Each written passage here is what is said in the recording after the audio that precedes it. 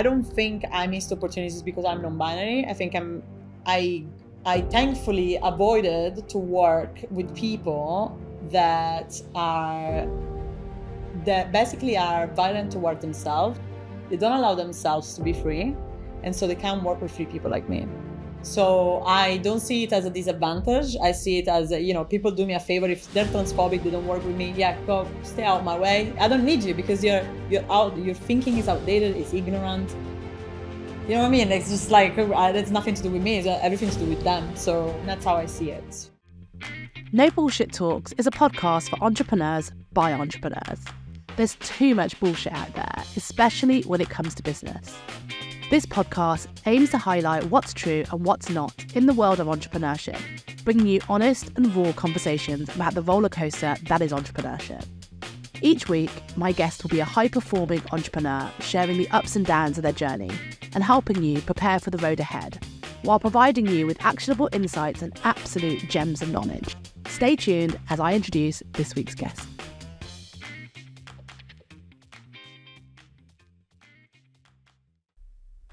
Lu Castello is the founder of Streamlining, where she helps businesses with operations management, thanks to over a decade of experience in festival and events management. She also advises the inclusion, diversity, equity and access team at NASA. Lu proudly identifies as non-binary and works hard to bring awareness to the world about gender issues. I present to you this week's guest, Lu Castello. Welcome, Lu, to No Bullshit Talks. I'm excited to have you here today. So tell us where you've come from for today. Well, not today, but where in the world have you travelled to be here? Yeah, well, Scotland. not that far. That's far. I feel like that's the same. Like, not many people are going to travel all the way to. I like to pretend that everyone's doing it just for me. Of course I am. I mean, you were the main excuse. But like, yeah, so you've come all the way from Scotland. Whereabouts in Scotland are you from? Edinburgh. It's beautiful. Yeah. We've had another person from Edinburgh on the podcast before. So we had Andrew Dobby. Do you know Andrew? Oh, makes sense. Yeah. I should have. Yeah, I need to watch that episode. Yeah, it was only a couple of episodes back actually, so you can have a look at that. So we've had Andrew, so another Scot, but you're not originally Scottish, are you? No, definitely not. Yeah, trick you with my accent. No, originally Sicilian, so from Sicily. Tell me more about Sicily. I feel like it's a beautiful place and not really everyone knows. What do you want to know? It's too hot. It's about 40 to 50 degrees in summer. That is too hot. Yeah. I mean, like, I thought we were going to be like, no, we'd love the sun. But I feel like most people don't know anything about Sicily other than that they've got oranges.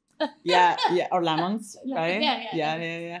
Yeah, I mean, well, there is a lot to say. I don't know what to say about it. Like, we have a very rich history, because obviously Sicily has been dominated by so many different cultures, from the Arabs to the Normans, like I've seen before, and yeah, it's just, and the Greeks as well, so the Romans, so you have so much history and culture, and is reflected in the food, is reflected in the architecture, is reflected in the traditions.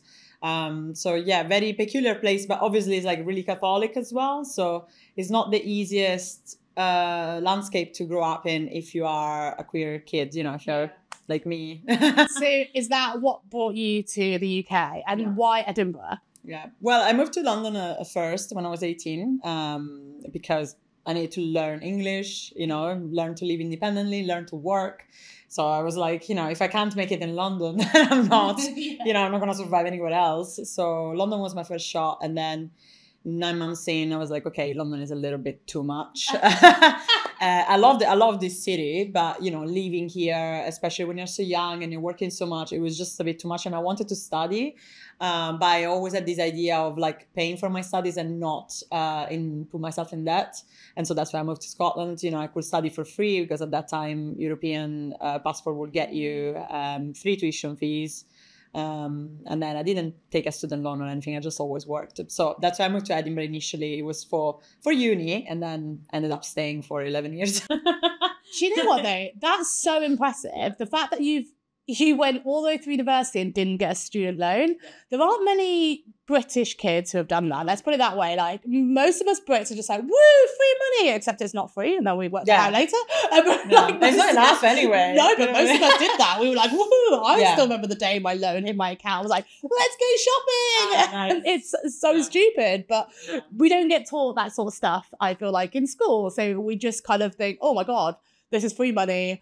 This is why we end up in debt with credit cards as well. Like we're not, again, financially very literate. Well, a lot of us aren't. Yeah. So I find that so impressive at the age of like 18 or like even any that sort of young age, under the age of like 30, we're all basically children. Yeah. And it's like, I feel like to have that, I don't know, it's impressive. Like what made you feel like I don't want to have any debt? I'm just going to work and get through university without any loans. That's yeah. Well, I don't know. I think a number of factors. I think I just wanted to be smart about it. You know, I'm very strategic as a person. It's just the type of mindset I have. You know, you play chess, you know, all about being strategic. It's just that kind of mindset. It's the mind that you have. You just think a few steps ahead.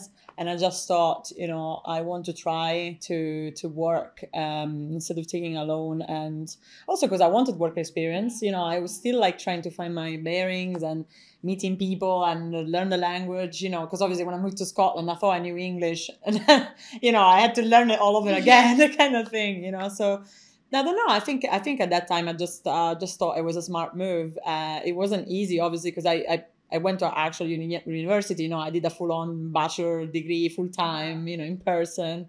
So, you know, it wasn't easy. I had 3 jobs my first year of uni. I had 3 jobs. Wow. Yeah, 3 jobs in my first year, 2 jobs in the second year, 1 job in the third year, and then my business in my 4th year. So I took a few years as well to finish it because, you know, after the first couple of years, I started to actually get management roles in events. And that's, you know, the career I was building accidentally almost. And I was like, well, it's either I go to Germany to study or I take director level jobs at 21 years old. And I was like, I'm taking the director level jobs. And at that time, I thought I wasn't going to go back to uni, but I paused it. I didn't officially left it to just, again, thinking ahead, leaving it open. And then life, you know, COVID happened. My events work went out the window. So I decided to do my 3rd year and it went very well. And I was like, well, I might as well finish, you know. And then this year I had my business and, you know, it was the easiest year by far. You know, I ended up doing a mad work for my dissertation, you know, because I could actually own my time because I'm a business owner now. So it was actually the easiest year for me. That's crazy. Yeah. So it's a journey for sure. It's funny because you're like, oh, you're a chess player, you think ahead. I was like, I do think ahead, but then I think ahead and think, oh, I'll have nice handbags and nice shoes and I won't care. And I'm also the sort of person that thinks ahead and overthinks things, but then also loves to live in the moment. And I just think, I want to live for now. Let's do this now. And so absolutely. I think I think in some ways I was, you know, like the fact that I chose my career over, you know, finishing a degree, you know, it was a gamble almost, you know, especially when you're an immigrant, you know, you come here and you definitely don't have the same opportunity. Or you don't have the same perception to workers, you know, if you don't have a degree. So I did take a gamble there, but I felt it was the right thing for me. So, you know, in some ways, you know, I've always been kind of flexible. In other ways, I just wanted to make sure that the future me wouldn't be stuck in a certain, you know, dimension or dynamic, you know. And if I did do like my German year, then I would have been stuck in hospitality jobs for another couple of years, and then I don't know, you know. And so I think you need to have a mix of both, you know. I always say to people, you know, any good organizer, any good planner knows that nothing goes to plan. So I think the important thing is just to have a very clear goal and very clear direction of where you want to go, and then just be flexible how you get there, you know. And I guess. So you now run your own business though. So do you want to tell us a little bit about like what you do, like how you set that up, and like why you decided to become a founder, that sort of stuff? Yeah. I mean, you know, like I like to be one of those people that is like, oh, it was very clear to me since I was a child. No, it wasn't. You know, I grew up in a very patriarchal culture. So in my head, entrepreneurs were just men in suit and tie and boring people, you know, and also possibly scammy, salesy people. You know, I didn't know that business people could be like you or could be like me, you know, like, and so it took a while before realizing that actually it was probably the best choice for me, because I'm someone that is really like proactive, and an issue that I had at any single job I had was that I wanted to improve things. I wanted to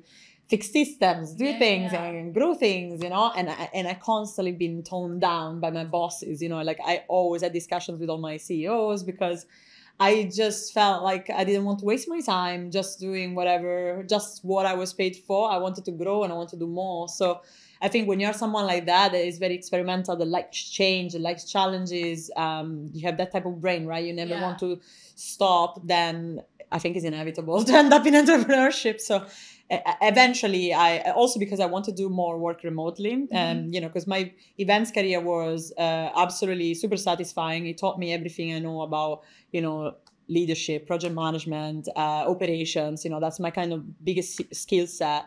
But at some point I felt I feel like I exhausted what I needed to learn from this industry, or I wasn't satisfied anymore with like the outlets, because I didn't feel like I could grow anymore, or build more. Because again, people don't like change. People don't like to grow fast or whatever. So I want to take more risks. And that's when I was like, okay, I think I could actually like use my skills and, let's do some market research. I had to familiarize how do I set up a business. I had to learn a little bit better. Obviously, I already knew, when you organize events, you already do market research, you do marketing, you do clients relationships, you do partnerships. So it's funny because in a way I was getting prepared for that more, I'm becoming a consultant, and that's what I've been doing for the past 2 years, is the business consulting. And initially wanted to work more in culture and culture transformation.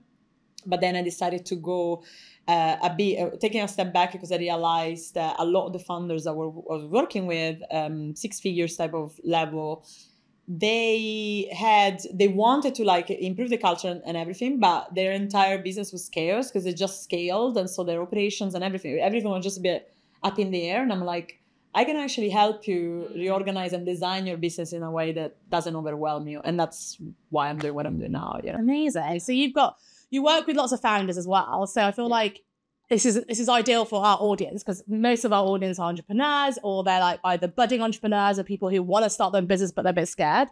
So I'd love to know more about what founders are going through at the moment, because I'm always having these conversations. I think it's a really tricky time in business. I think a lot of people are struggling, and I'd love to know, like, what are your founders, working on, and what are they struggling with, or what are they thriving with? Like, how are they feeling right now? Well, all the founders I work with obviously are doing very well, because otherwise, I couldn't work with them, I guess. Yeah. So they're all different industries. I think like the people that work with me are people that have a very strong positioning, and that's why they were able to scale so fast and scale so well. But the issue is that most founders, and this is across all industries, that's why I end up working with most industries, mostly creative, but also some traditional ones. Most founders, when they scale, they need to acquire a different skill set, and that's a director level skill set, right? So there's a difference between being a specialist and starting with that craft and knowing so well your job. For example, one of my clients, she's a grant writer. Okay, we're talking about non-profit grant writing for millions type of budgets and asks, and she's extremely good at her craft, but she has never run a team. So when she started to work with me, she was about, making 10K a month. Within the span of 6 months, she was making 40K a month. Wow. 7 people team that we built together, the operations and everything, which is, don't recommend it, by the way. Don't do it. Like, it was not my idea. She just sold too much too fast. Right, yeah. And I stepped in to help her setting all the structures as soon as possible, and coaching her in this transition, because obviously she literally had to learn what I had the time in 10 years to learn. She had to learn in 6 months almost, the onboarding, how to hire well, how to build workflow processes, SOPs and all that stuff. Because this is the thing. And I tell this to all the founders: don't look for the shortcut and hire a random operation manager before you know what you need. You need to understand what you need in your business. You need to understand what you want your business to look like before you go and hire someone to take stuff off you. Because the problem is that, especially when it comes to people's management and culture, a lot of what is traditionally thought as good has good management is outdated, in my opinion. It's outdated and it's counterproductive, and it doesn't set up the business for what we need in the next 20 years, 30 years. You know, we need very flexible businesses. We need very, you know, businesses that can adapt extremely, you know, easily. And you could have seen that, you know, you've seen that with COVID, how many businesses went down because they don't have capacity to adapt, because their structures are outdated and they're fixed, because they still build as the businesses that existed in the 70s, you know, the first big companies, you know. So I would say the main struggle for the founders I work with for that level is making that transition from specialist to director, because a lot of them don't understand, you know, like you can't just be good at your craft right now. I mean, that was good enough to get your positioning and your sales and your clients trust, but now you need to actually build operations. You need to build a team. You need to build a, you know, a brand. All of that, like it requires a lot of skills. So yeah, definitely. And I feel like things have changed a lot, and COVID, as you said, has changed everything. And it's really interesting to see like how it has, because what would have happened if we didn't have that? Like, we could have kept them going in this like mad way. But yeah, even our team, we've gone fully remote, fully flexible. Yeah. And do you know what? Like for a while, for like a good couple of years, I was like, we can't be fully remote, because we tried it during COVID. It was awful. Yeah. And then, you know, when we came back, we did a little bit of hybrid thing. And then we tried, every time I went remote, it was awful. Well, there was the productivity went down. But I realized it wasn't the fact that we were remote. It was the fact that I had the wrong people. And like, if the wrong people weren't going to be trustworthy, and you know, like if you have the right people, no matter where they work in the world, they're going to do good work and you can trust them. Yeah. But I had the wrong people. So I had to have that shift and realize that, you know, if I just hire the right people, they'll always value the job. They'll always do the right work. And so you can work fully flexibly anywhere. Obviously, it depends on the job. Like our jobs, we can do that. And it's been transformational. And actually, it's led me to have a better life, work-life balance, because I can actually manage stuff and I can spend a day cleaning my apartment. I have to worry that I have to be in the office to make sure I look after the team. So it is really good, but I feel like a lot of people still can't understand it. And you mentioned about founders trying to learn something in 6 months that you've had to learn for 10 years. I do think that. I think that processes, operations is actually incredibly daunting. And I think that very, very, very few founders understand where to even start when it comes to operations. Yeah. But why is it such a complex thing? And like, why don't we know? Because it's actually such a huge deal, right? Yeah. Like, if you don't have the right processes, your entire company could collapse. Like you said, you scale too quickly. Like, and we did, like, so, and we're only a small business, right? We went from like 8 to 14. It doesn't sound like a very big business jump, but it changed the processes. Yeah. We went to 8 to 14, and we got to 14. It was the worst, most inefficient process I've ever seen. And I was like, this is terrible. Like, we are way less efficient. We're double the size of the team, pretty much. And I was like, this is because I didn't have the right processes. I didn't really sit time to think about it. I was just getting so much work coming in. I was like, must hire people and rushed it. So like, where do founders start? Because I'm guessing that most of the people listening to this are going to be small business owners. They're not going to be Fortune 500 companies with like, you know, mad stuff going on. What do most founders do? Like, how do we learn processes? Where do we even start with operations? What to think about? Where do we go? Yeah, so this is probably the main principle of like, you know, building a business is that as a founder, you need to learn, you know, how to choose what to focus on at what time. Okay, so ideally, I mean, if you were me, you would think operations from day one. Okay, but that's you. Yeah, because right now, you know, where I'm at with my business right now, it's part of a plan that I drafted 2 years ago. Okay, but that's me. I have the skill set. Yeah. I also know how to, you know, move things around. But I would say, you know, obviously, if you're starting your business, the first thing you want to focus on is your positioning. You know, as your offering, and you know, what are you giving to the world? You know, how are you serving your clients? That's the most important thing, because you need to get the cash flow. You need to understand your messaging, and to be honest, never stop with that. Like I still like really refining my message. Also because what I think people don't account for, it's how you change as a person during building your business, and people don't account for that, and it's something I see a lot. You know, as soon as people, you know, they are so focused, okay, I need a business, I make the money, you know, and once they make the money, they think that that's what they wanted, but as soon as they make the money, they realize they don't have any time, and they're not enjoying their life anymore, you know, and so you start to I think it's important to like really be focused on what you need as a person and be in touch with that, because if you're not happy, it's going to trickle down in the business at any level. It doesn't matter how much money you're making, it's going to trickle down in the business, and it's going to damage your business because you're just not going to look at the right things at the right time anymore. So that's the number one principle. But then the second thing is like the focus on what to do when. It really depends on the goal that you have, right? Like that's the thing. It's like sometimes people come to me and are like, what do you think I should do next with my business? And I'm like, what do you want to do? You know what I mean? It's like, it depends on you. Like, where do you want to take this? What's your end goal? Because you can go in so many different directions, or you can just stay where you are, and that's also fine. You don't always have to grow. You don't always have to change. But obviously, you know, depends on your goal. So for operations, I'd say like, you know, once you nailed your positioning and you're realizing, okay, you're definitely selling and you're stable with that, don't sell too much too fast. As soon as you're like seeing that you're getting momentum with that, start to stagger your sales and start to think about operations. Start to think about how to fulfill, start to build a process. Just take time, like stagger that. I think it's because people, and it's natural. I had it as well, even if I knew what was going to happen. I had it as well. When I started to get clients, I was like, oh yes, you know, excited. I'm like, I want to get more and more. But then I was like, but I remember that my plan, you know, was, first of all, I wanted to be able to do my university without any stress for once, you know, 1 year of university, at least like, you know, in peace. So I only kept 3 contracts during my university year, which was amazing. And then everybody else's, I told them, I'll see you in July. Like, you know, because, you know, that I didn't need the money. I didn't need the clout or this, you know, whatever. And I knew my priorities. And in that moment, I needed to step back from the business a little bit and then just do my personal thing, you know. And that's what I'm saying is like, you know, I embody what I teach to founders, you know, no matter what size your business is, like you need to design it around your needs. Because otherwise, what is the point? You know, you go to work uninspired every day. You're totally knackered. You forgot about your own things, your children, your people, your friends. Life is short.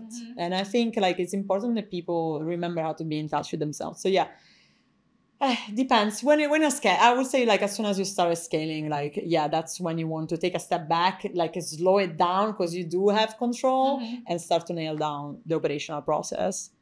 That's a rough idea, but it really depends on the business and the goals of any founder. Yeah. So I feel like that's, you know, operations is still quite daunting, but you also mentioned culture as well, because I feel like these are big things. Like, and again, like you said, you think about this stuff, you think this is what your training is and background is. But there's like different types of personality types when it comes to entrepreneurs, aren't there? And I think I'm more of the visionary. Like you're definitely more like an integrator role, right? I'm definitely that visionary role, which I was like, I've got this great idea. I've got another great idea. And all I do is have great ideas, but then I never take the time to map it all out and put it in together. The two of us will probably work really well together. It's like that's what the compliments means. You're my Steve Jobs. Exactly that. And I need someone like yourself to be able to help with that. I think that a lot of natural entrepreneurs are that sort of person who is a visionary thing. I think that your skill set's really important and unique, but a lot of people don't actually have that. Like, so culture, I think is quite interesting because I think it, you know, like we just said, I think our roles and strengths and weaknesses complement each other. I think that that's what you kind of need in a company, right? You need different people in different roles in their strengths for a start, which doesn't always happen because if you're a small business, you kind of throw people into different roles, which is where I think the friction happens. And I think people talk about culture, which is ridiculous, but I just think from your perspective, doing what you do, what would you say, like, you know, you think good company culture is, and how do people get it? Yeah. So I'll start by saying that, you know, most companies see culture as something separated from, like, an HR function, you know, separated from everything else, almost as something that you have to attention. You know, you're looking at operations and then you're looking at culture. It's completely, you know, misleading because this is the thing. I think an easy way to think about it is that businesses are micro societies. Okay, you're literally pulling people from any kind of background, hopefully. Well, it's 2020. Yeah, that's another conversation. We talk about that, but you know, people from any kind of background, you know, diverse type of people, and you know, put them in an environment, right? Where everybody's focused almost on the same goals and the same projects, right? So what happens is inevitably you would have an emergent culture, okay, a culture emerging that is naturally emerging, okay, because people in a place make culture. Okay, that's what culture is. It's something that people make together. So what I think the responsibility of our organization is to create psychologically safe place, okay? Like forget the benefits, the perks, the carrot and sticks stuff, okay? That's literally fluff. What any company has to focus on is to create a psychologically safe place. What does that mean? It means that people are empowered and feel safe to be themselves 100% at work. Why? Why is important? Well, first of all, morally is important because we should be at the point where people are not scared of being themselves, whether you're queer, whether you like makeup, whether you don't like makeup, whether you have a certain hairstyle, where, you shouldn't be afraid, because how does that affect your work in a negative way? If anything, all the research that we have is actually shown that when people feel safe at work, they are more creative, they're more positive, they're more proactive, they are nicer to other people, they are more open-minded towards people that are different from them. So this is the type of environment, and this is something I'm taking from the events industry, okay? Like this is something that really, definitely not from the hospitality industry, this is something I learned through the event industry, because it's the most multicultural industry where I've ever worked, and that's what I really realized. Yeah, apart from management boards, but that's another conversation. But that's what I really realized, with such small budgets as well, and so many difficulties that come with building an event. I specialize in festivals, outdoor festivals. So we're talking about mud, and we're talking about rain, and we're talking about all sorts of wild scenarios that you'll never be ready for, okay? Like people are shocked when I tell them, like, well, a typical day for me was at work, But that made me realize, any team I ever led or I was part of, the thing that glued us together is that we all felt safe around each other. We knew that we could all contribute ideas. We knew that even though I was leading a team, you could speak your mind and tell me that you thought it was better to do it a different way than what I proposed. That kind of thing makes a team flexible, creative, proactive, energized. So that is the single one principle of healthy psychology, like a culture, a healthy culture.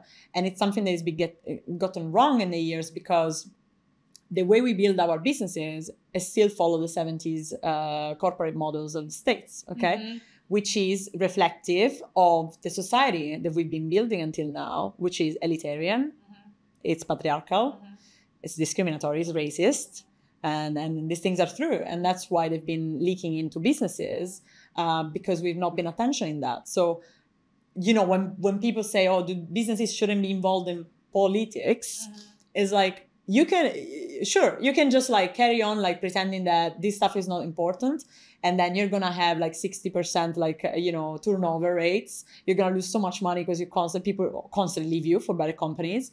The newer generations are not gonna work for you, and it's like, if you want to live in 2024, then this is the time to step it up, and this is the time to. You don't need a lot of money to create a safe place.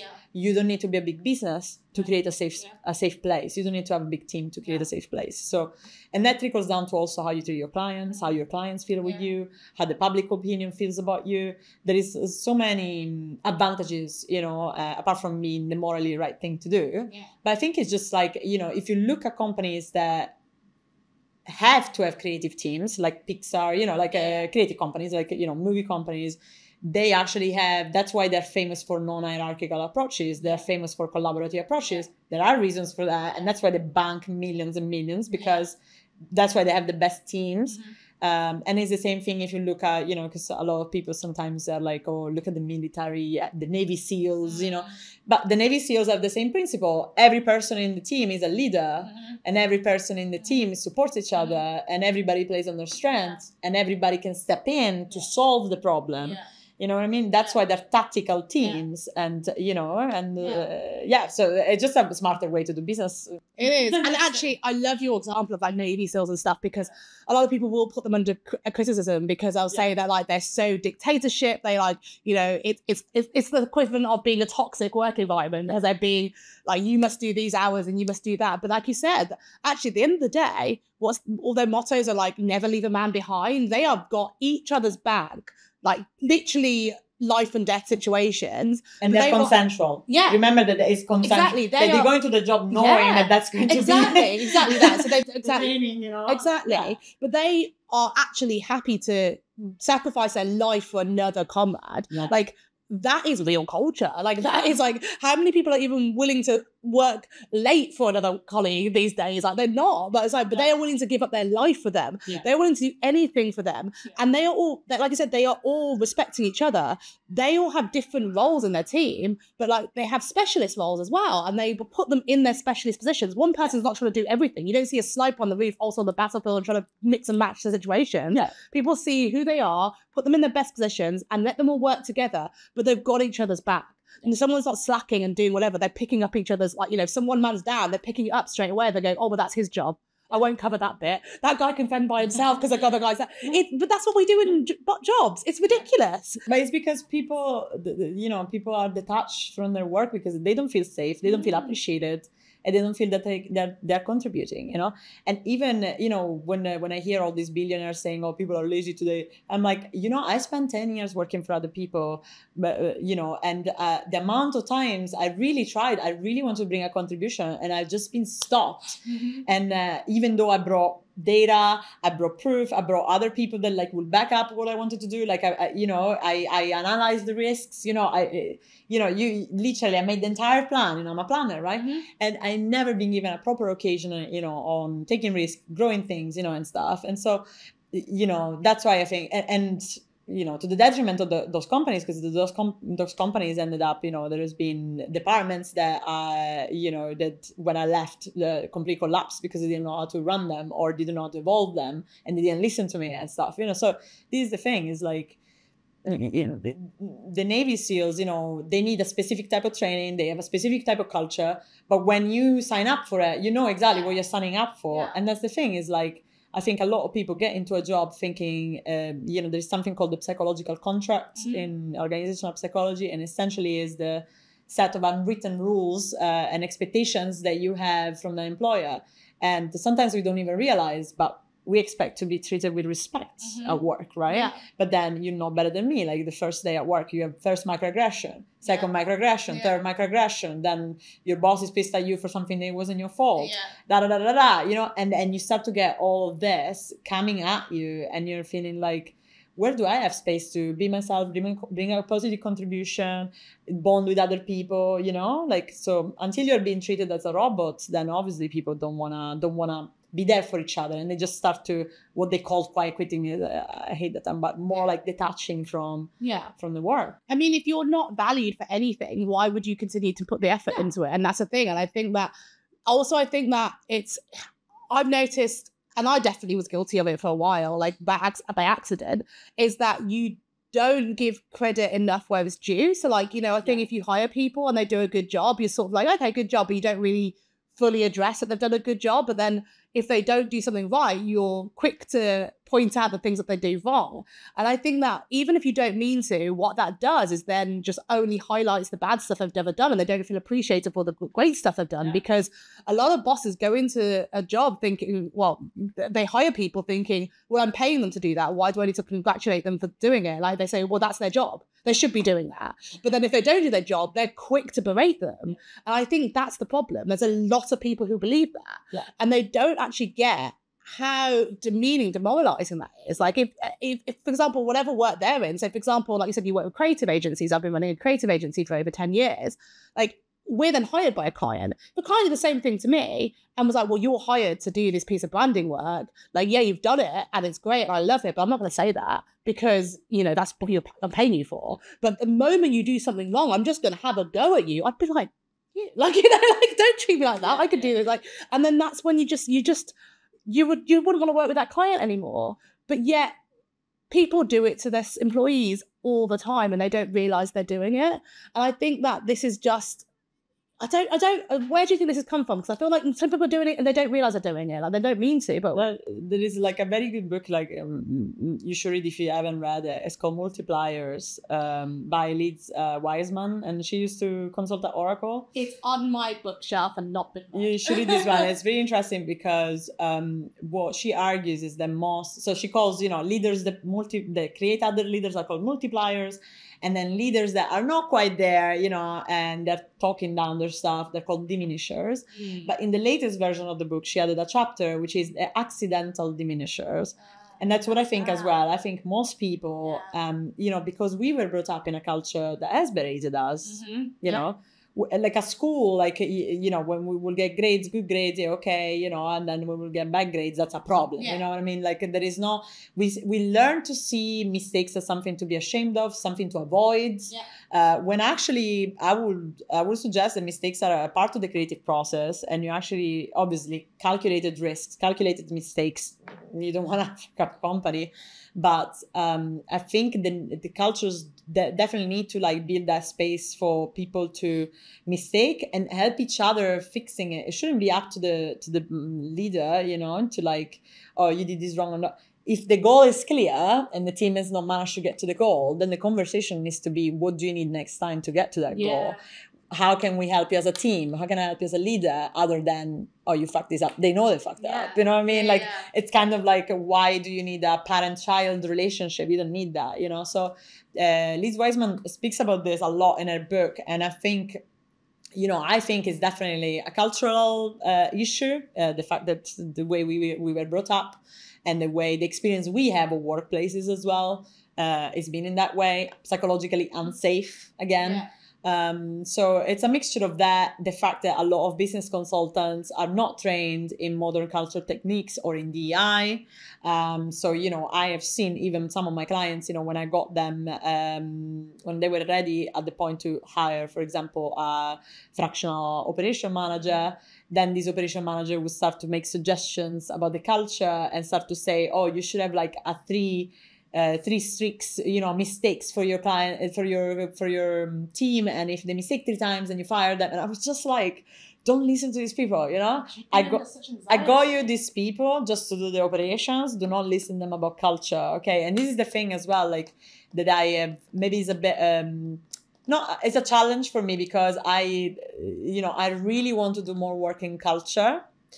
But the issue is that there is not enough understanding of how important it is yet, and then so I slip in good culture practices in everything I teach my founders. For example, when I teach them how to build an onboarding process, or like even before that, the hiring process. Okay, I teach them stuff like, for example, you need to focus on the skill set. Don't focus on if they have a degree, if they don't have a degree, if like, things like that for a number of reasons. But, from the start, I try to teach them, when it comes to projects, you need to be very clear on the goals. You need to be very clear on what support is available for them. Where are the resources? And then you need to get out the way and let them do their thing. Okay.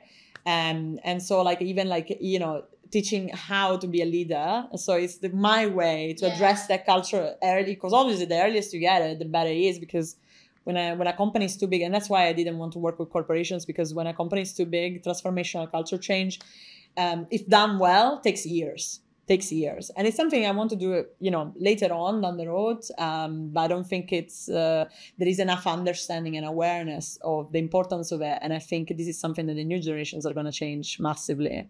Well, did I not see that you're doing some D&I stuff for NASA?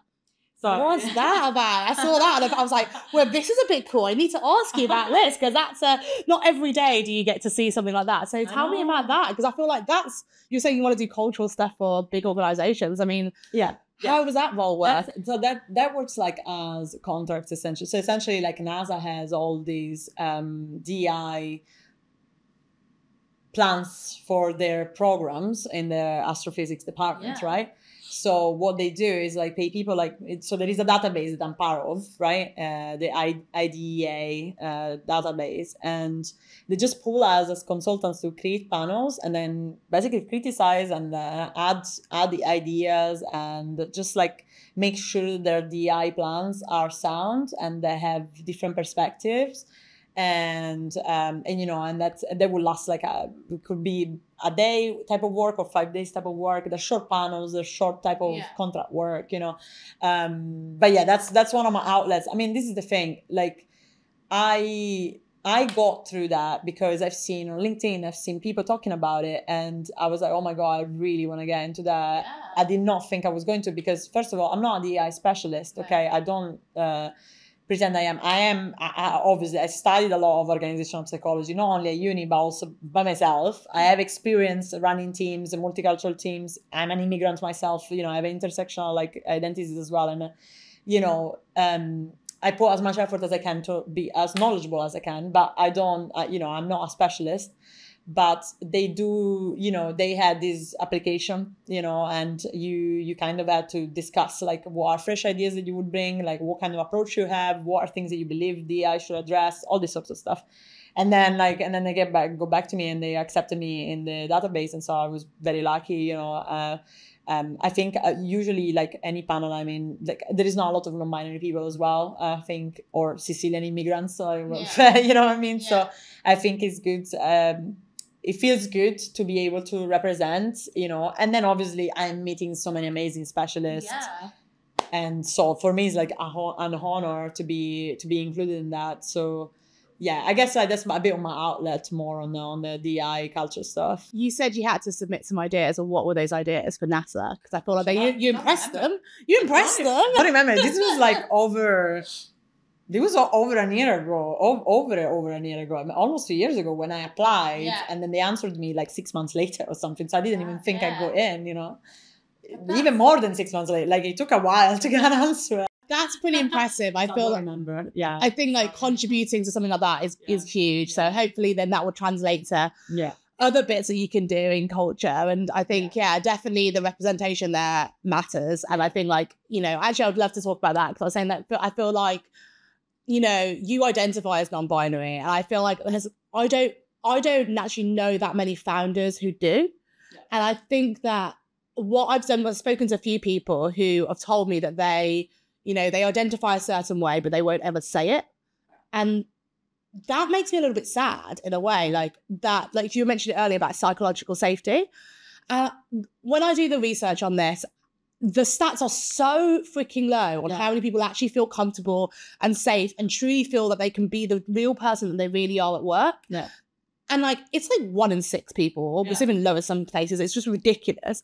And like, it makes me so sad. But some people I know said that I won't say who I really am because I'm scared that it will hurt my sales. Yeah. I'm scared that people won't work with me. Yeah. And I would love to hear your experience, because you're quite open about stuff. I know that you've written posts on LinkedIn and had quite a lot of hateful comments on them, and like, you're very open about who you are, what you believe in, what you stand for. And I just would love to hear like, how that's made you feel, like what response you've had. Do you think it's affected work? Because I think there's going to be a lot of people who are listening to this who probably think, do you know what, like, I want to be the real me. I want to be brave enough to just get up and say, this is what I think and this is who I am. But they're scared it's going to reflect badly on clients and stuff like that. Yeah, yeah. I'll start by saying that, it took me a while to be able to be out, especially in a work environment. And so this is the thing, like it takes an enormous amount of privilege to feel safe, to be out. And also strength, of course, but I would say a lot of privilege. And you need to be in a safe place in your life. And also you need to be ready to, not have as much work as if you pretended to be a cis woman, for example, right? So that's definitely a factor. So, for me, it was a journey. But when I started my business, I almost immediately, decided, I've been closeted most of my jobs. Not the events ones, because it's quite a queer environment, I'd say, but like most of other formal jobs, I've been closeted because it was just easier. And I made a promise to myself when I started my business that I was going to be 100% myself, because I wanted to see if it was going to work.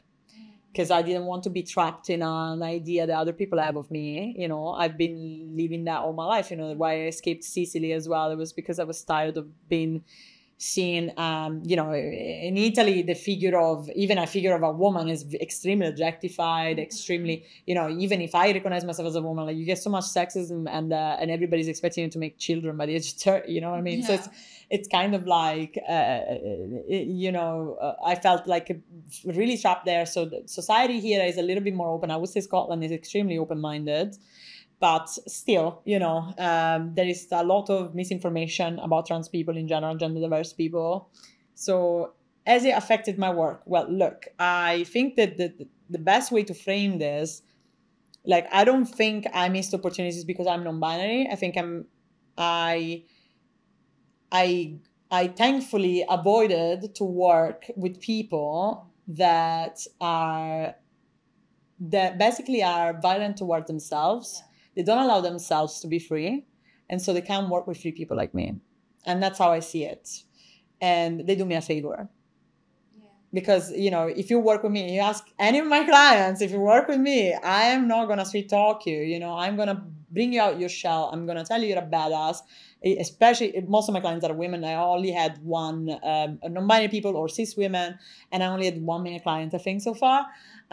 Who's lovely. But, you know, I mean, like, I will actually, like, call the, you know, if I had loads of, like, some of my clients telling me, oh, my partner wants me to shut down my business, and they have 6-figure business, 10 years, tell your partner off, you know what I mean? Like, I will be that person. Like, I will empower you. I will be that person that you didn't have next to you all your life, that is gonna, like, big you up and is gonna make you getting out of your shell and really be yourself 100%, you know? So, you know, people that want to impose that violence that society has put on them towards themselves and they want to shrink themselves, they don't work with me automatically, you know? And I think they wouldn't work with me even if I see myself as a woman, you know what I mean? Because I'm just not that person. Yeah.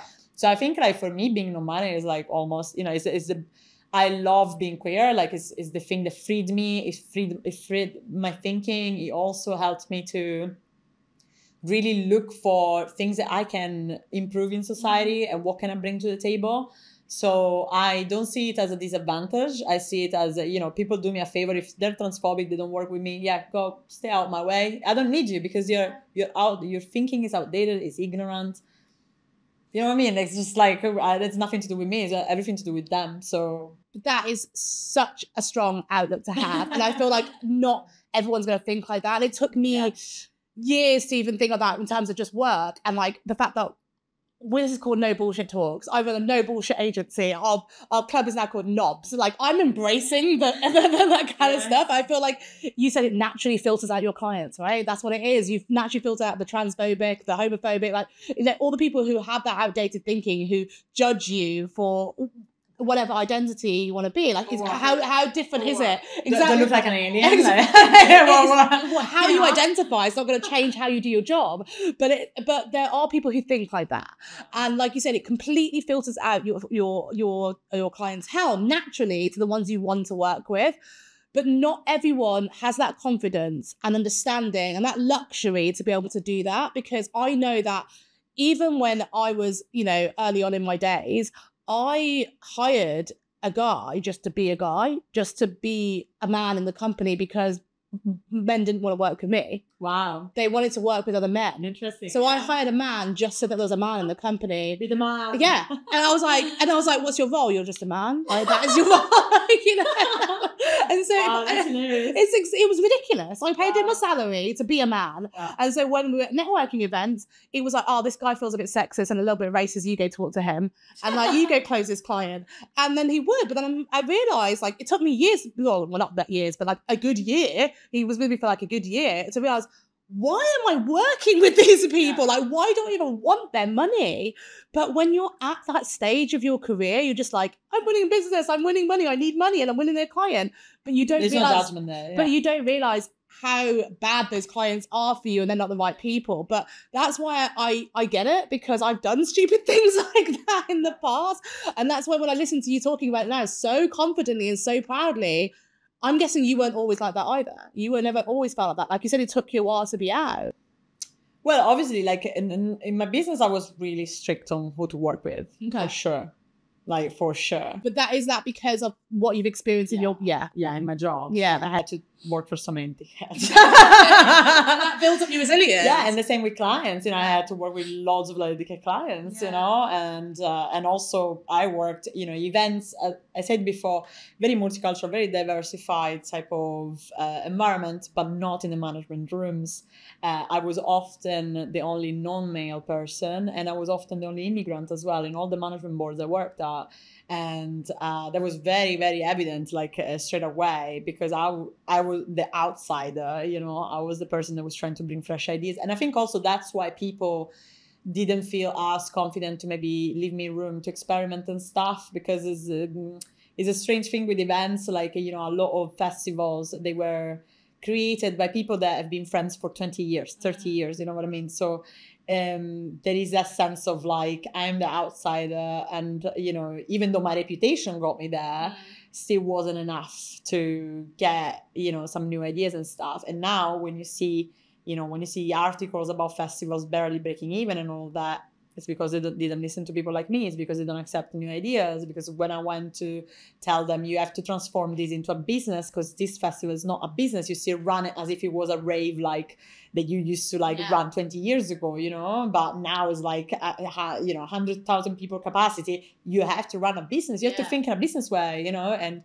I remember also, like, my second year of uni, I was already thinking of what I wanted to do for dissertation. I wanted to create sustainable strategies guide for the industry, because it was missing. Like, there wasn't like a proper, you have the purple guide, you have some guides like for the industry of events, but you didn't have a proper like sustainable strategies, which is not only about environmental sustainability, it's also about like how to basically stop leaking money everywhere, right? And in second year, you know, I was like 21 or something, and I already clocked that problem, you know. And I had one of my lecturers telling me about, what's the point? There is already some festivals that are fully sustainable and stuff. I'm like, but most festivals are losing so much money. I was just like, why is nobody seeing this, you know? And that's the thing. One of my strengths is a pattern thinking, you know, system thinking, and have that kind of problem-solving mindset. I don't know. I'm just wired this way. It's that kind of thing. I always say I'm not the person who wants to be a leader, but I'm the first one to step in if nobody's doing it. You know what I mean? But do you think that these people didn't listen to you because of your gender?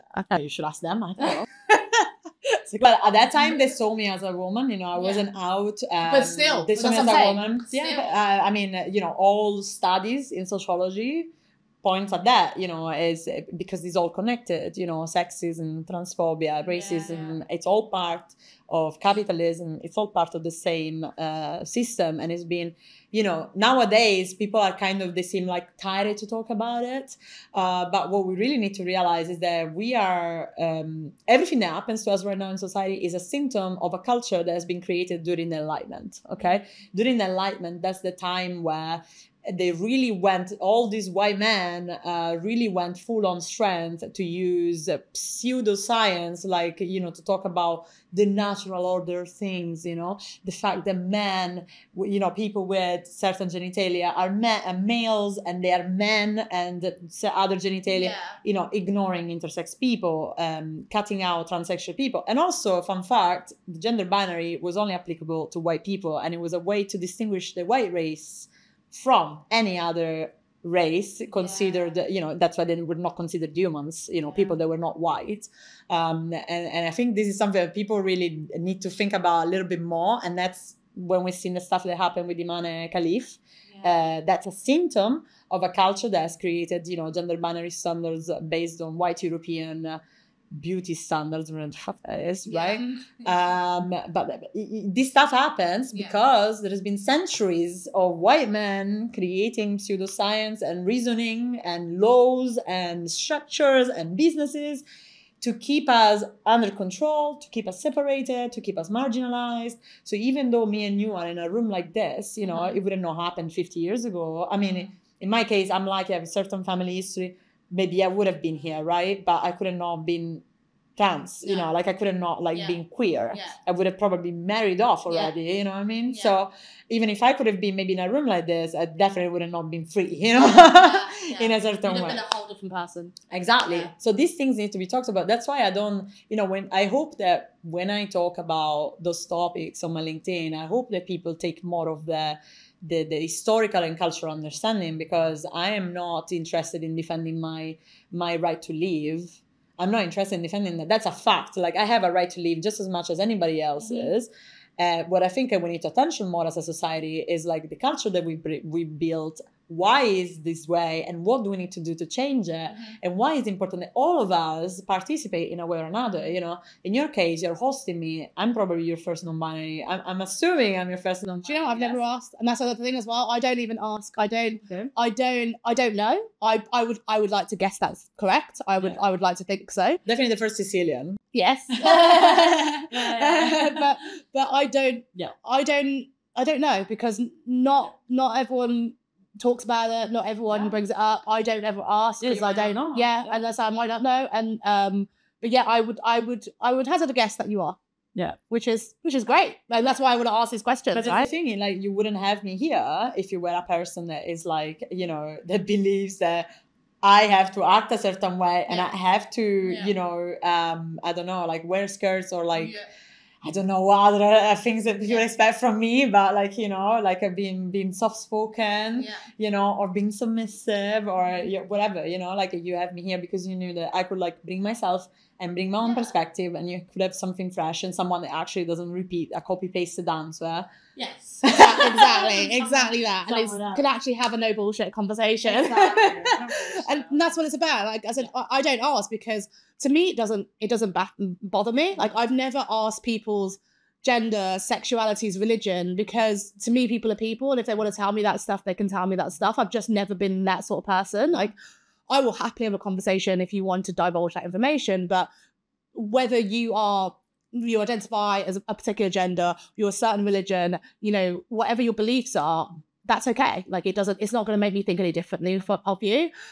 So I've never really asked, which some people think is also rude. And I think that it's also interesting because I don't know, like, I guess I feel like to me, it's just, I want to know who they are as a person. Yeah, I don't think it's up to you to ask. Exactly. Like, it's something that people, you know, will naturally bring forward. You know, for me, it's important to bring it forward because I literally grew up thinking that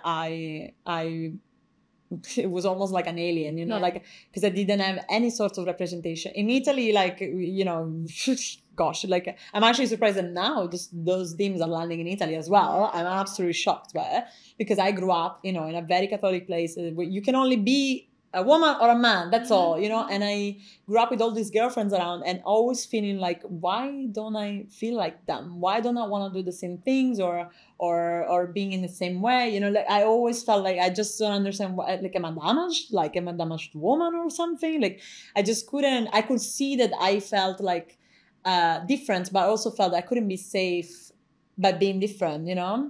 Then during the teenage years, which is when you rebel, you know, and that's when I started to like, I kind of got this idea in my head that the way I would present myself would help people understand how I was and respect me for how I saw myself. And so I had short hair, had baggy clothes, you know, and no, it didn't change anything. People still saw me as a woman. They just saw me as a lesbian, you know, like, you know, I'm bisexual, so I didn't really care that much, but, you know, I would get harassed on the street for not looking feminine enough. That's what happens in Sicily. Like, you know, if you are seen as a woman, then you will get sexually harassed. If you are seen as a lesbian, which to them is not a woman, right? Then you will be harassed for being all sorts of slurs, attacks, harassment, physical, verbal, all sorts throughout all my. That's what I'm talking about. Is like, it's not safe for queer people to live in our society, you know. And I grew up in a place where, you know, I would be haunted on the streets, you know, like me and my friends as well.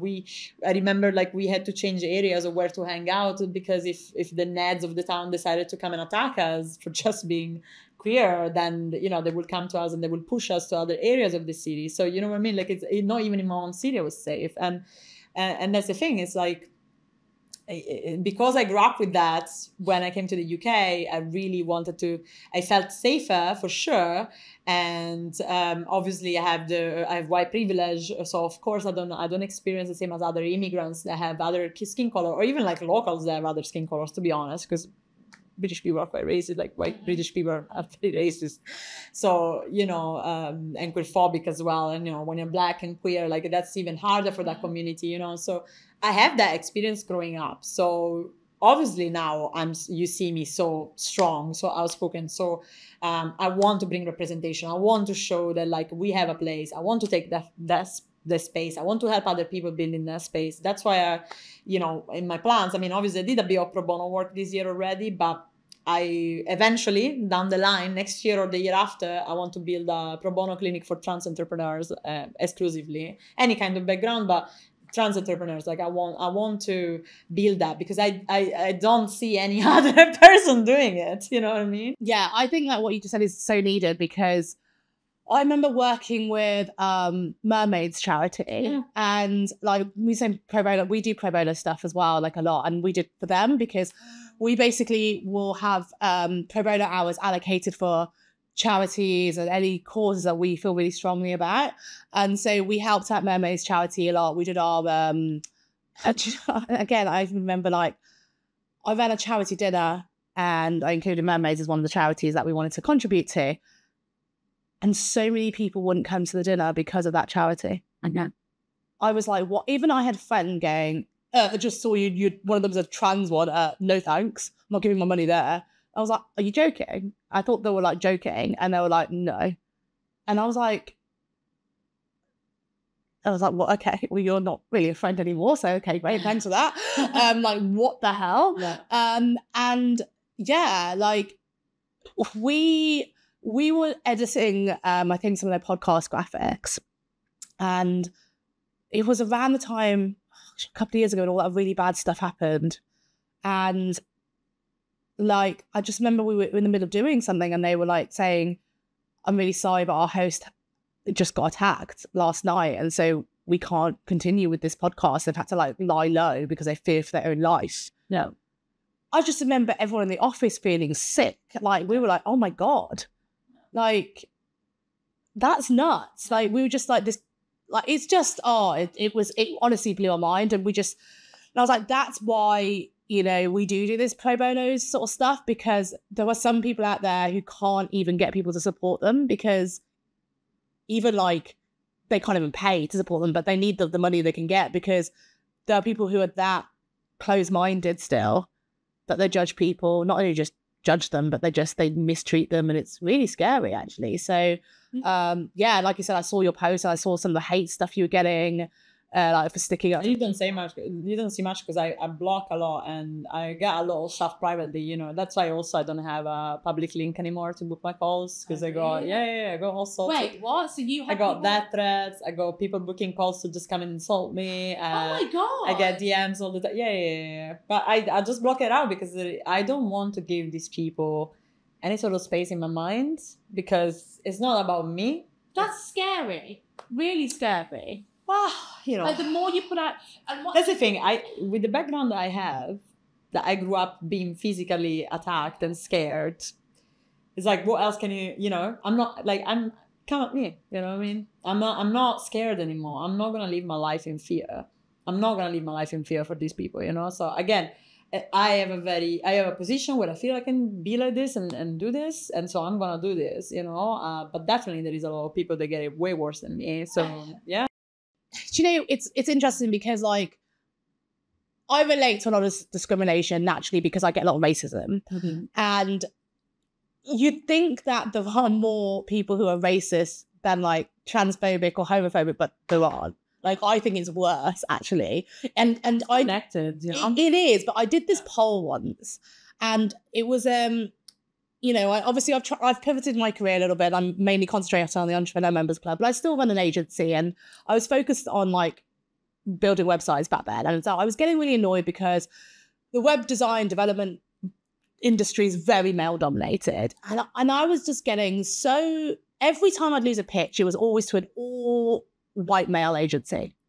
And And they were like, oh, we just bonded better with them. And I'm like, all right, okay. And I just was like, and I just felt really disheartened. I just thought, am I just like busted from day one? Like, even we were better. We were just everything. We were better in every way. Like, and they were, some people were just nobodies. They hadn't done any work and they'd still pick them over us. Yeah.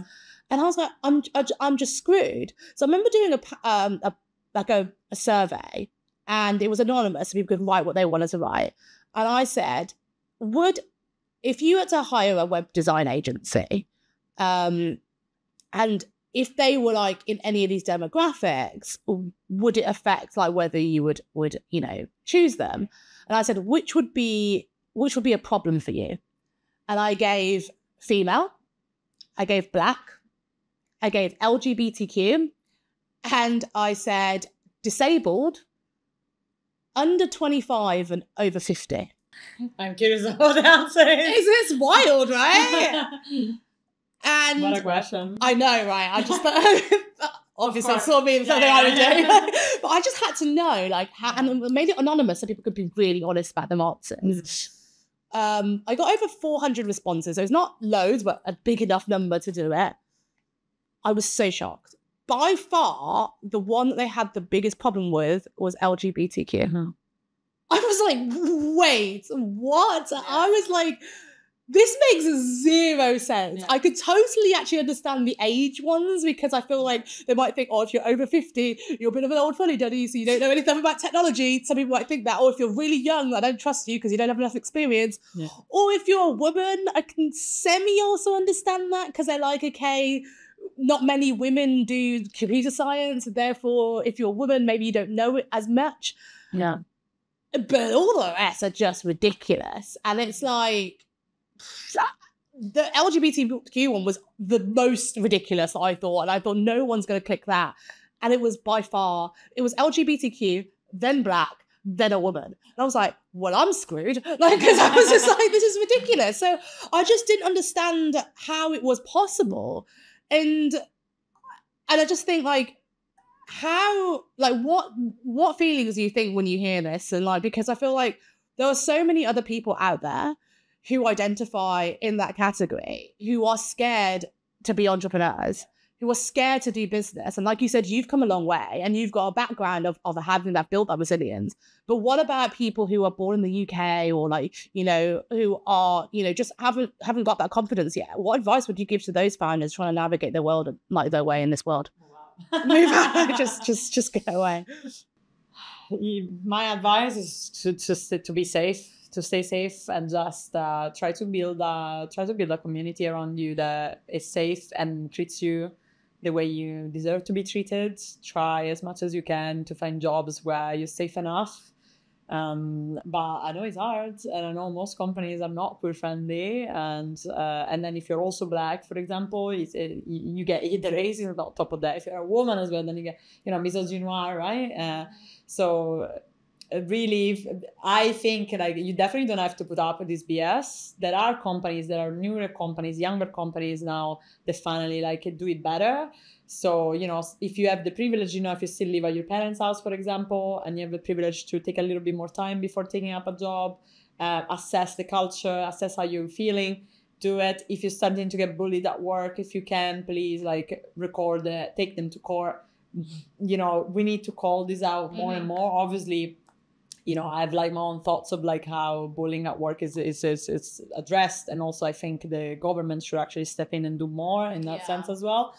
But really just be safe. If it's not safe to be out, I'm not going to tell people to be out, you know what I mean? Yeah. Like, I know what it means to, I know what it means to be scared, and I know what it means to really feel threatened for your life and for the way you dress, or for the way you want to live your life. So it's not easy, you can't have a clear-cut answer, but I think the important thing to remember is to build a lot of self-compassion, self-love, reach out to the community, because it's something I probably mistook, like when I growing up, is I never reached out to LGBTQ plus kind of places. I never, in my head, I had a lot of internalized homophobia, because even though I'm bisexual and I'm also non-binary, and I knew that at that time, obviously, I had the term bisexual, I didn't have the term non-binary quite yet, but I knew who I was, but somehow I kind of didn't think I needed it, right?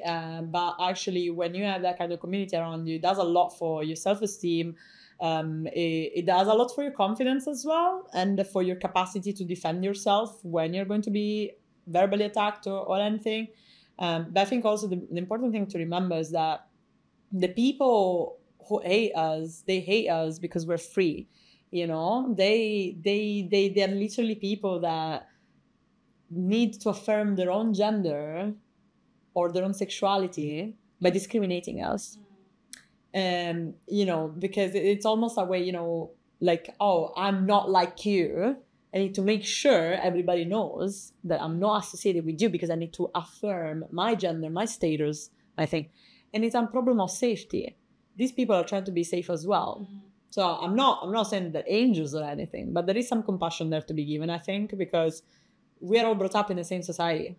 And I think this is what people forget a lot about me. I was brought up as a woman. I was socialized as a woman. I am treated as a woman 90% of the time. Yeah.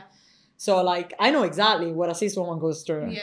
Exactly. Yeah. And then I know what a trans person goes through, in partly, you know, because also I'm not a person, for example, I didn't access gender affirming care. You know, I don't have a body that people immediately assume I'm trans, you know. So in some ways I'm safer, you know. But at the same time, like, I know part of the experience of not being seen who you are, even from partners. You know how many partners I had, because, you know, as I said, I had different type of genders of partners. When I had cis male partners, you know, I had probably almost every single cis male partner I had pointed out, why are you never wearing heels? Why don't you use makeup more? Or why don't you shave? You know, like, you know, little comments, little things that, you know, made me understand that, like, they didn't see me as the person I am. They saw me as the person they wanted me to be a woman. They wanted me to be a feminine woman in a certain way, you know, and fit a certain thing, okay?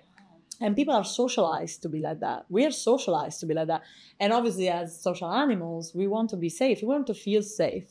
We want to feel safe. And so sometimes feeling safe looks like not being attached to people that potentially are going to make you unsafe. And because the media bombard people by saying that queer, and it's true. I mean, it's true that we are attacked, and it's true that we're demonized and stuff. But it's not just because we are in this podcast. And hopefully, like, you're not gonna get that threats tomorrow. You know what I mean? Hopefully. I mean, this is the thing. Like, it's quite interesting because I think, like, I've seen this so much, and I've seen, like, when I post on a topic like this, which is divisive. I will suddenly get loads of negative things and loads of unfollows. Yeah, and it's like, you know, I just got excited because we hit 1,000 subscribers. If I post this and suddenly half my subscribers drop, it'd be really interesting because I'll be like, but do you know what? Like, for me, like, some people are like, oh, I wouldn't do that, and that's why they won't have certain people on the podcast. But I'm just like, great, good riddance to you, because if you're that bothered by the topics that we're talking about now, and that's the whole point of this show, is that it's no bullshit. I'm not going to come here and have some conversation. I could have just spoken to you about culture and processes and be like, look, you are this, you know, expert in, you know, strategy and, like, whatever, what you do and for your business. And I could have just not mentioned anything else, because that's what I think you probably spend a lot of your life doing, just ignoring who you really are and talking about work because that's all people care about.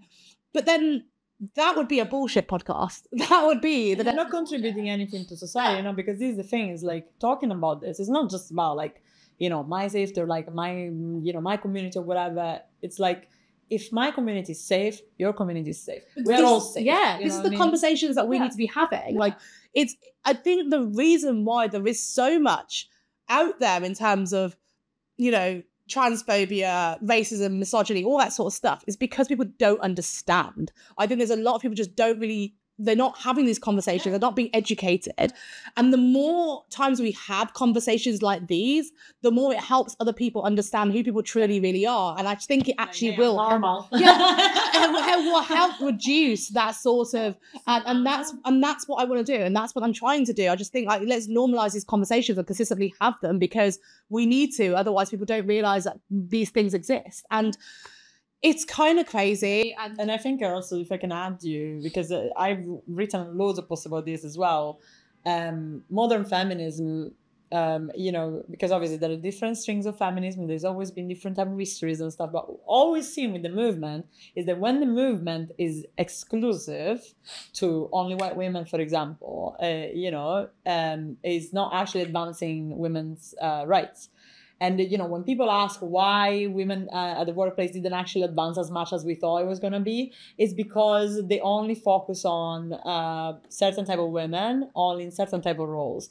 And it is the thing. We need to look at this less as yes, women are at the end of like sexist structures. Of course, they get the brunt of it, right? But we need to look at this as a cultural system, right? We're all socialized. Men are socialized to be sexist. We're all socialized to be sexist. We internalize sexism as well. It doesn't matter what gender you are. Mm-hmm. So if we discuss this more as, when we create, for example, spaces, when you do women's awards, is like, who are you awarding? Are you awarding only cis women, and why?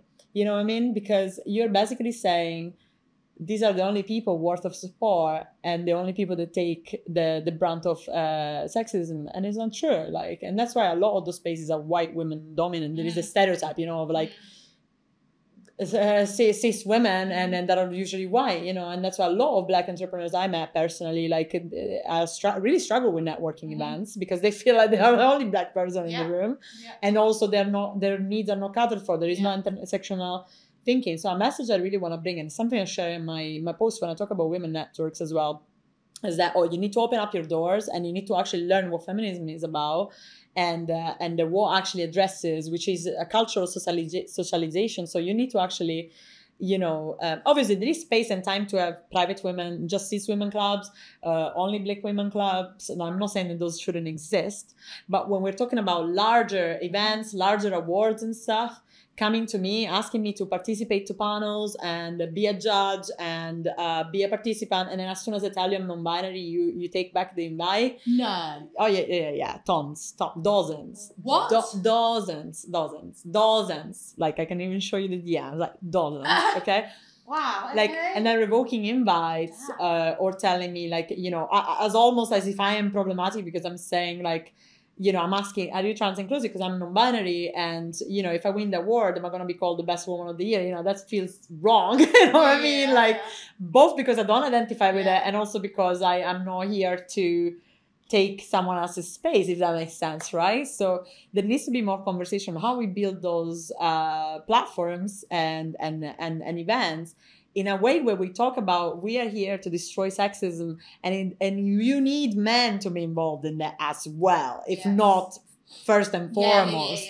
Right? Yeah. Why are we always absolving men from doing the work? Yeah. That's what I'm asking. You know what I mean? Every real change and movement happens when the opposite party actually gets involved. The abolition of slavery wouldn't have happened if white people didn't actually go and speak against it. Yeah. It's just that sort of stuff happens. It's like when people start to listen to women, it's because other men are sticking up for women, and suddenly men are like, "Oh, I'll listen to you." It's ridiculous. You need to use your power to support other people, and so that's why I think again, there is definitely space for women only cis women only networks, trans women only networks. Absolutely, you need to have that as well.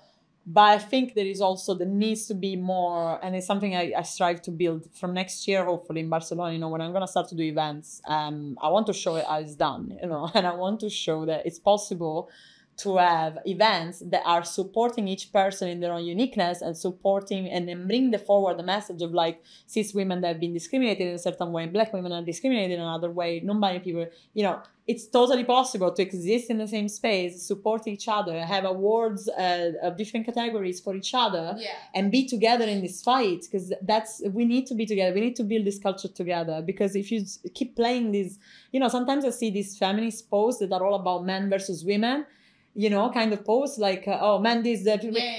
The men have been socialized as well, okay? It's not people's fault that we all been socialized in a certain way. It's not men's fault that they were born men and then privileged. It's their responsibility to act. Yeah. And it's our collective responsibility to expect them to act as much as that's the thing. Is we need to build more of a sense of collective effort I don't see myself, when I talk about the trans community, I'm addressing us in that way, not because we're an exclusive club, but because we have maybe we have some unique issues that other communities don't have. But I don't see myself as away from, any other. I have tons of like cis friends, of course, you know what I mean? I actually have more cis friends than I have queer friends, to be honest. I always had. And it's just like, we need to remember how to be together. And how to do this together, Yeah, exactly. Yeah. And I do think that. I think that the more all of us realize it, the better. But I think that's the thing. Like, I see this from your content, right? I see the comments that you get, and the same as me. Like, when I write stuff about race, like, there are people jumping on my posts and saying really racist things, like straightly open, and I'm like, oh, okay, like, that's like, so I think it's really difficult, and I'd just love to talk about that as as last thing, because I feel like we both post a lot on LinkedIn, right? That's kind of the main platform we use. And I think it's an interesting time at the moment on LinkedIn as I think.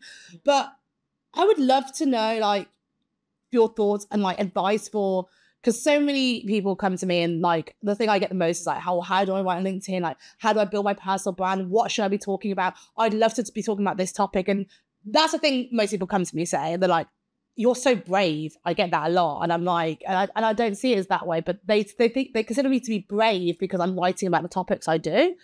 And they're scared to just open up and be honest on LinkedIn. Now, if you are a founder who is, you don't even if you're not marginalized, but like if you are, like, in some way, whether it's gender, race, whatever, religion, whatever it is, you feel that you can't open up and talk about, like, what would you advise to those people who want to build up a brand and they don't just want to be all generic and post that, entrepreneurial stuff and that generic stuff, but they want to talk about who they really are, because it's what they want to be. It will help them and their business, but also in a way it's kind of cathartic. Like, it's almost like a journal, right? And you're sharing these thoughts and your feelings with the world, and also educating them at the same time. Because that's how I see it. I see it as, like, the reason why I'm sharing these stories is because I do believe that people need to have these conversations and they need to hear it. They need to hear a different point of view. And so that's why I continue to tell it, because I do believe that if we put these stories out in the world will be a better place to have these conversations. And that's the only reason why I am a little bit controversial or a little bit provocative online, as we were talking about, is because I think that we just need to have those conversations instead of just the normal platonic agreeing kind of, perfunctory things. And I just think that there are other people who want to do that but are scared of doing that. And, both of us do it. Like, what advice would you give for people who, want to do the same thing but are scared right now? Again, personal needs and end goal, right? So I think the need of safety is adamant. I will never tell people you need to be more outspoken, knowing that can put you in danger. So I've been there. I've seen other friends been there. There are people that got killed for doing that, you know what I mean? And still get killed for doing that in the UK, in the civilized UK. Yeah. So, again, I also want to say, and I think this is important, and a lot of people with marginalized identity feel this pressure almost of becoming advocates of some sort. Yeah. And I don't think you should. I think everybody should live their life where they want. Yeah. And, in my case, there are things, I pick my battles, I don't talk about everything, and I just talk about stuff that I know I have the mental capacity to discuss. I know that I am ready to get hate. I know I'm ready to control that hate. I know I'm ready to, for whatever potential backlash, is going to happen. But it's also true that I am the proof that by being yourself, you actually build, I love in my comments, when I get when the posts go well and I get loads and loads and loads of comments, what I love about it is no one person is the same. Everyone is different. Everyone is a different nationality, different gender, different background. Like, I love that, because that means all those people are feeling safe. All those people are resonating with what I'm talking about. All those people are absorbing my message. They're bringing their own message. I have loads of cis women writing to me. You know what? I did not see that. Thank you for educating me. I did not realize that. When I talk about how women networks are exclusionary to trans people, especially, but also in general, like to anyone, the same as men networks, by the way. I always mention, you know, I started with women network, but I always mention that they're doing the same mistakes as the men's network, right? You know, like I see that they always like they're learning with me, and they're like learning new things, and so that's what keeps me going. Because honestly, if it wasn't for that, and the fact that also I get a lot of non-binary people or trans people or queer people in general that add me or in private, a lot of people are not out, and they message me in the private messages, and they tell me, you know what, I hope one day like I can be like you. That's what, you know, and I'm like, this stuff matters. It's bigger than me. It's bigger than me. It's bigger than my safety in a way. Obviously, I am very privileged again. Like I have loads of white privilege, but also live in a very safe place. Like literally, the neighborhood in Edinburgh where I live has trans flags plastered everywhere. Every single shop has trans flags. Yeah, like it's literally like one of the safest places where you could live in Scotland. So I'm really, really lucky to have ended up there, but you know, randomly. But at the same time, you know, that's why I'm using that safety to put it into service, because it's bigger than me, it's bigger than you, it's bigger than all of us. It's just my little contribution, you know. I definitely want to do more in the future somehow, in some iteration. I don't know what yet. But, you know, my advice is just like, be safe first and foremost, and only do things that you want to do.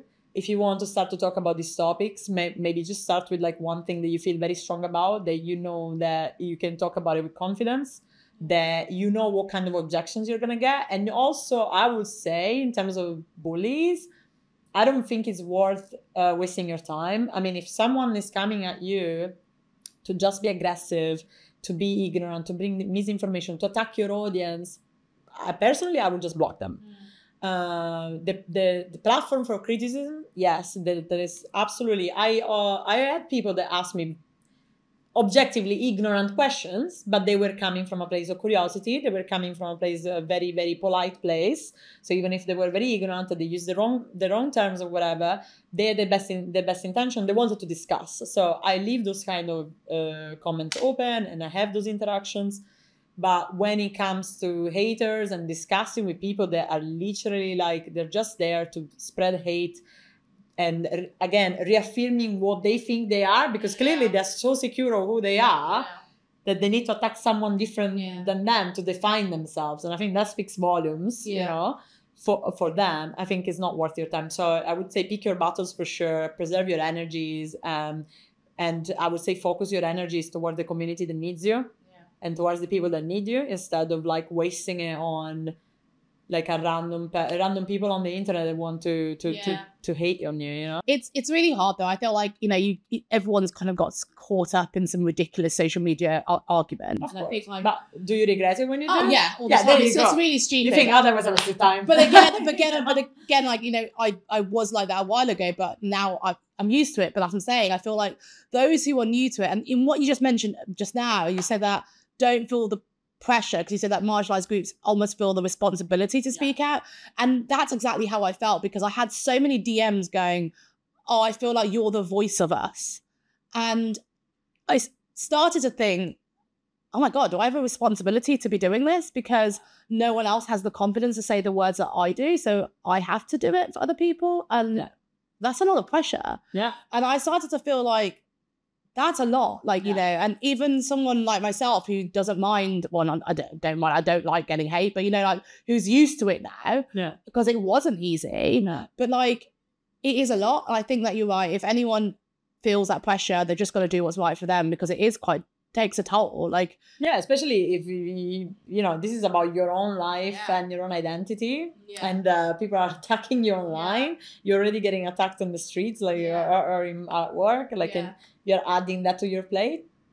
You don't have to. And I think actually, like, it's everyone's responsibility in the capacity that we can, you know. It could be as simple as just supporting your best friend, you know, or as supporting yourself and decolonizing your own mind and decolonizing your own bias.